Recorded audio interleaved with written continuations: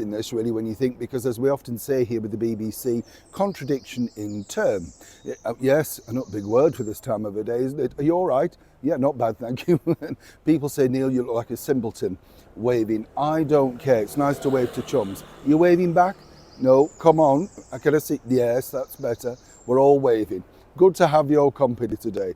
Now, what's interesting I find here is simply this, because the BBC, as you know, recently hosted the BAFTA Awards, and a real lacklustre affair, it has to be said, at the Royal Festival Hall, which is, yeah, can you believe it's been up now since 1951, hasn't it? Part of the Festival of Britain. Incredible place when you think. A real sort of like wishy-washy event though, because there were no real stars other than Sarah Lancashire, who I thought was very well deserved in the Best Actress category, and the perennial favourite, Floella Benjamin. Lovely, lovely, absolutely lovely lady. Radiates positivity wherever she goes. Really like her. It's not just because of Play School and children's telly, just a lovely lady, you know.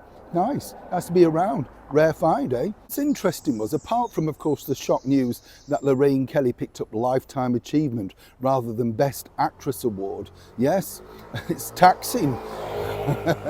Very taxing being Lorraine Kelly pretending to care about tower block traces that she has to entertain on her daily show, right?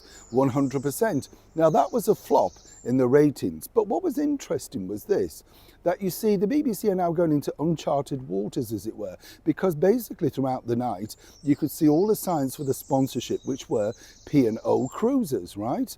Now P&O Cruises, mega wealthy company, decided to sponsor the event. But here's where it gets really interesting, because right at the end, then, as the hosts, I've forgotten their names now, Ramesh and Rob, something like that, they were so forgettable, truthfully, but they had to get in the fact that it was by P&O Cruises. So across the BBC network, they're now blatantly advertising.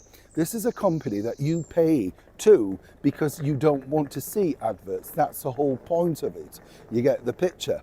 So they're once again laughing at you by saying, we're going to charge you this tax, but don't worry, you know, you don't get any ads. There was an ad on primetime TV.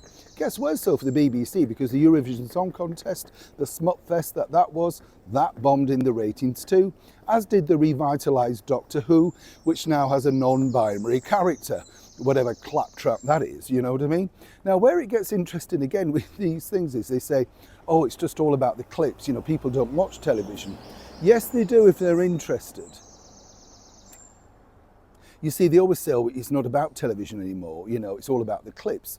No, they do watch television if they're interested, because that's why Sarah Lancashire, along with Sally Wainwright, did so well with Happy Valley. Not my cup of tea, but I understand why it was successful. So you see, all of this money that is spending on these flop ideas is coming out of the few dwindling people now that are willing to spend on the BBC licence fee. And again, time and time again, Charlotte Moore, who is the head honcho of BBC, clearly doesn't know exactly what the public want. If she did, she wouldn't have allowed the Eurovision Song Contest without entry to go through, and more importantly, the trash fest that has now become the family-friendly viewing that was Doctor Who. And as for the BAFTAs, let's hope eventually the BBC will be defunded, where they can actually openly say they're now sponsored by ads. You agree? Neil Sean in the very heart of London.